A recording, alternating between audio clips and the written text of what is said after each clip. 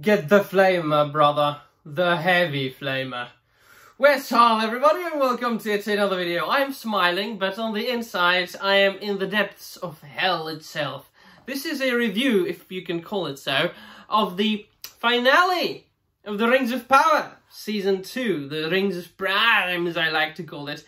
And I am unhappy to say that I have been correct and right about each and every single point I have made about this show in the last 2 years, or whatever is it long. Now, if you thought that the final episode of the second season would somehow magically, miraculously fix the huge pile of donkey manure, you are correct, because they are doubling and tripling down on everything. I have never seen such a half-assed, contrived, far-fetched piece of shit that I just saw, my dear friends. And I had to watch it on several parts. I kept dozing off, I kept closing my eyes because I couldn't believe them. I thought I had a stroke. I thought something happened to my brain. I thought that I had a clot in some of the veins in my brain and that I was dying. And now, just first and foremost, let me preface that with saying, of course, I am not saying that you can't watch the show. I am not telling you you cannot enjoy the show. Everybody's different. Everybody has got their own opinion. But let me just say that this show was made for the worst kind of cretins ever born on the surface of the earth. Everything that I have been talking about has come true.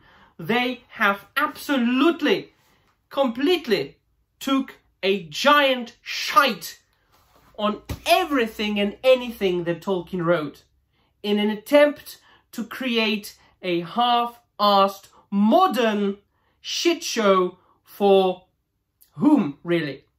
For idiots?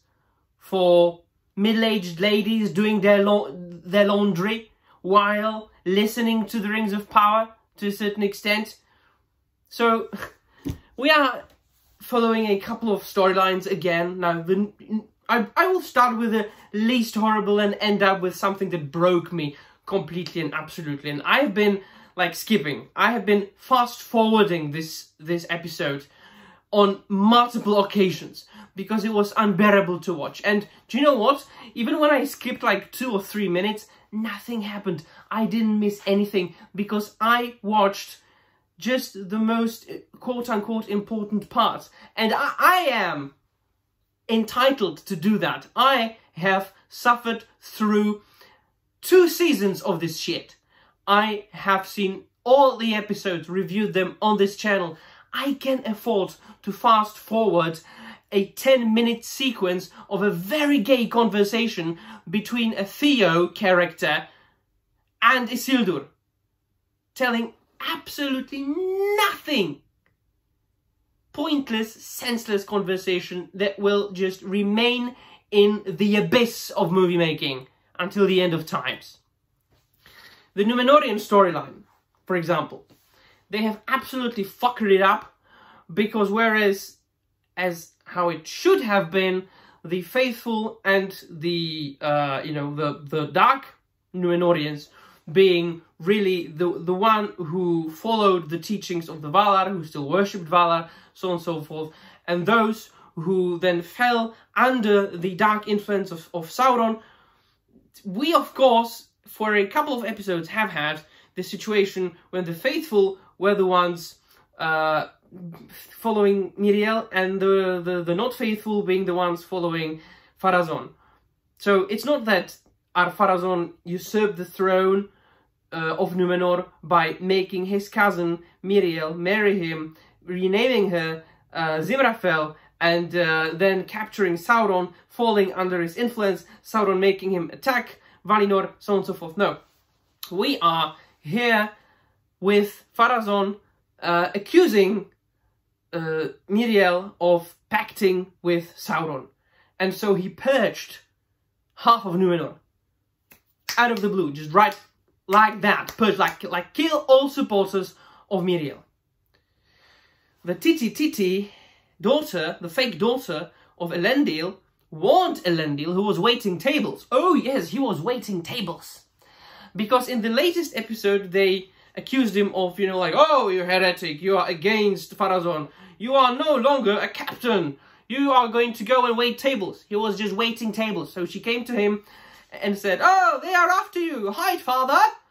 And so soldiers came, and so they asked about him and about the traitors, and she said, there's nobody here, move along. There are multiple cases of this having Star Wars lines in it. Move along, move along. These are not the Númenóreans you're looking for. Move along. All right.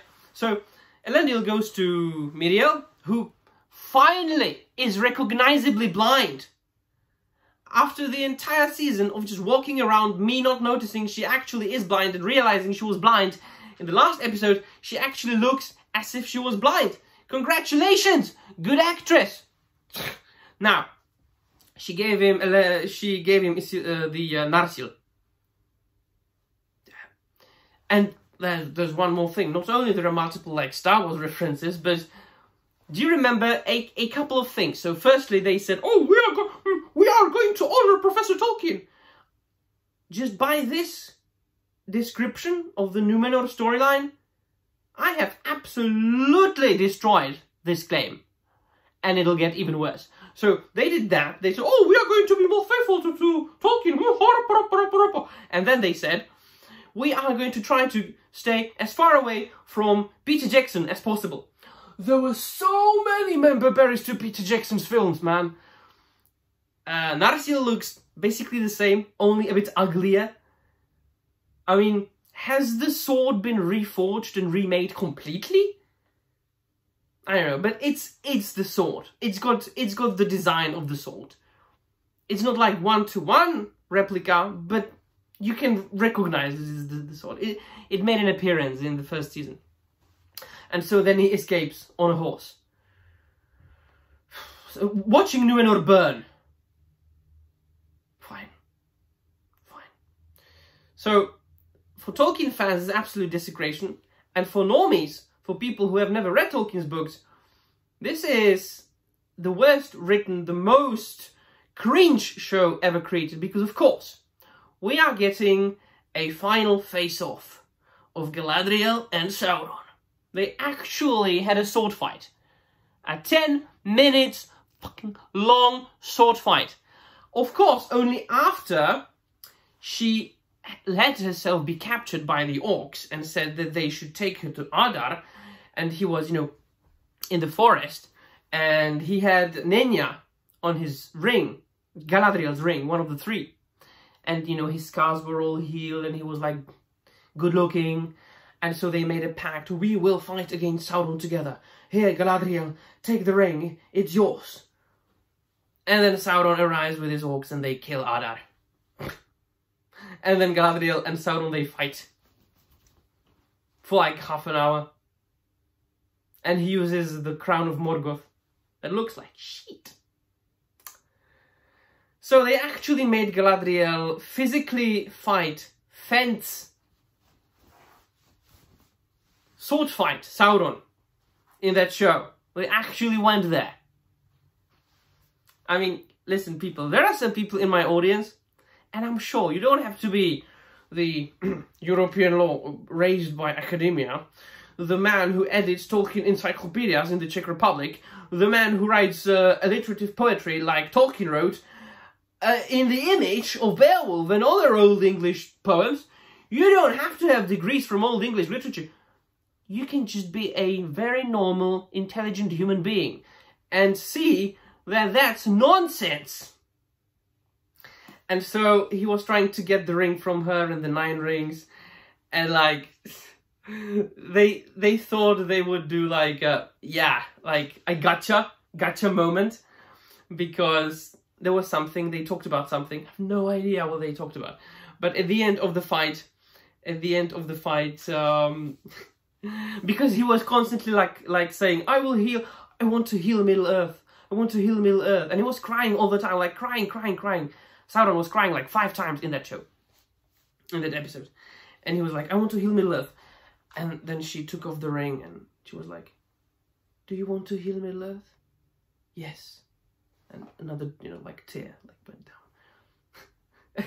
And she closed her hand and said, "Heal yourself," and jumped from a cliff.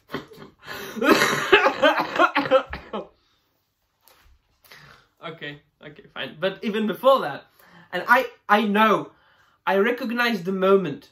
I know the moment precisely, in detail. What moment nitwits and shills and Untermensch will choose to defend this crap. The death of Celebrimbor, I'm sorry. The death of Celebrimbor. I don't care about spoiling this stuff. I think, who cares? So,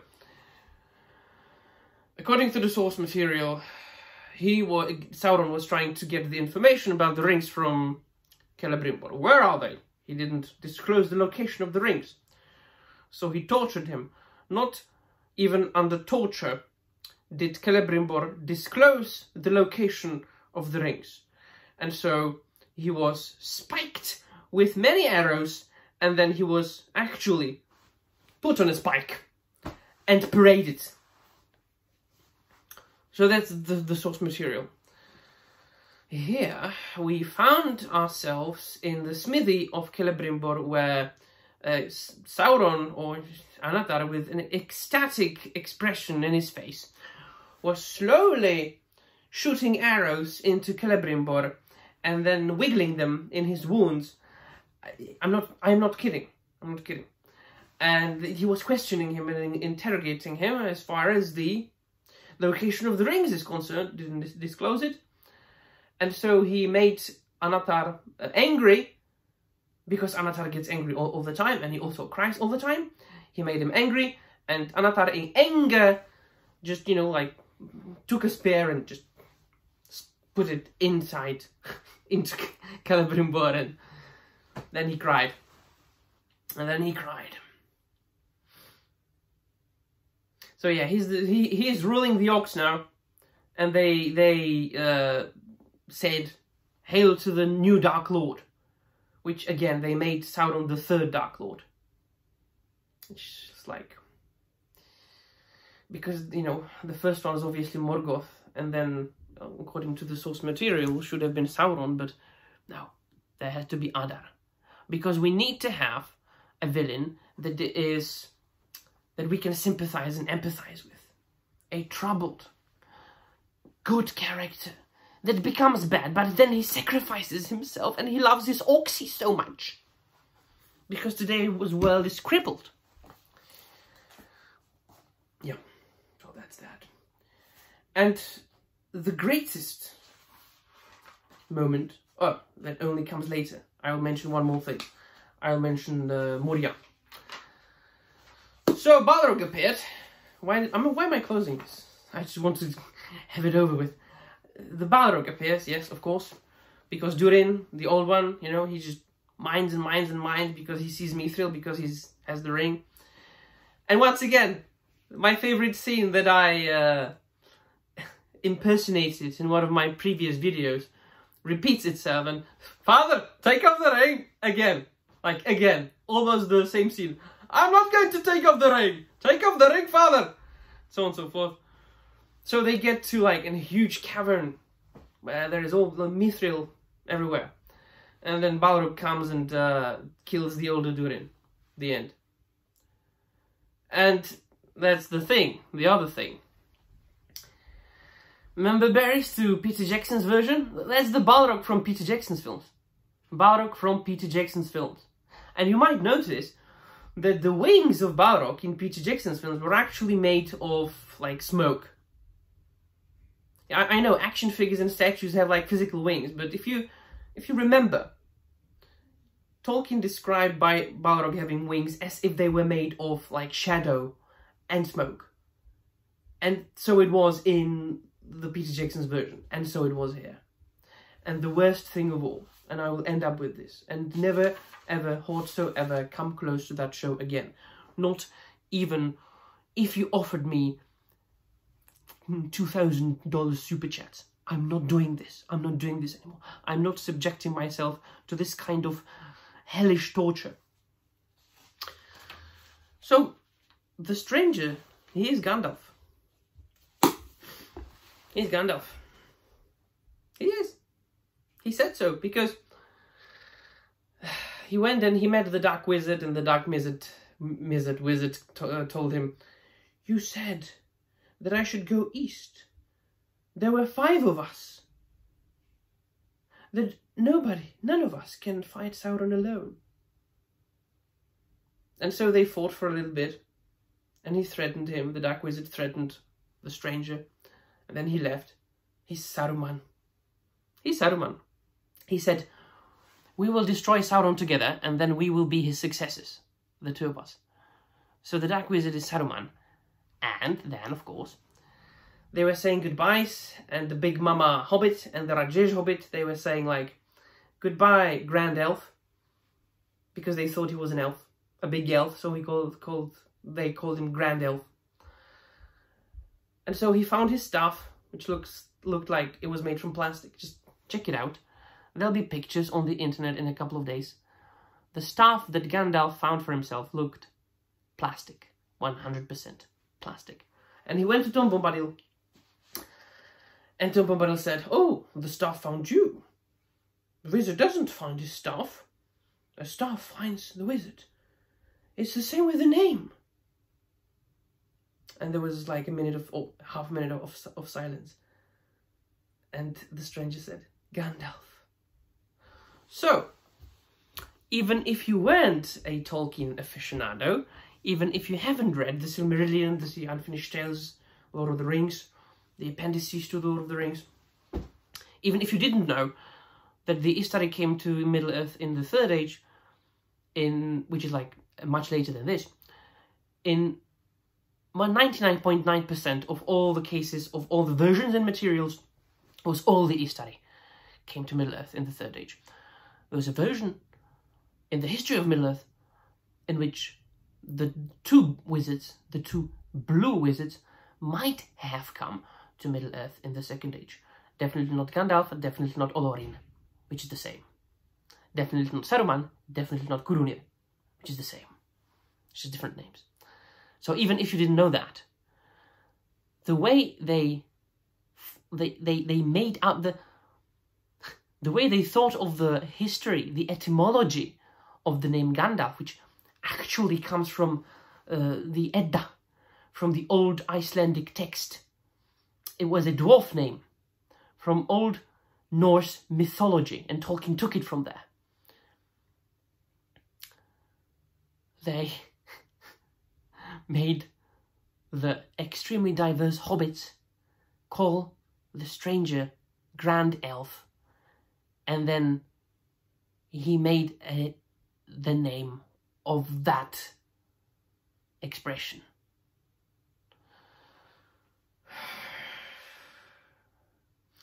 It all goes in circles. I started reviewing the first season in a very serious way, on a very serious note, saying how much this destroys everything that people love. Then I came to terms with it, and I just made fun of it. And now I am at the beginning again. I'm done with this show. Not even if there were 5 more seasons left, I wouldn't review a second of this crap. Let me know in the comments down below what you think. I'm out of here.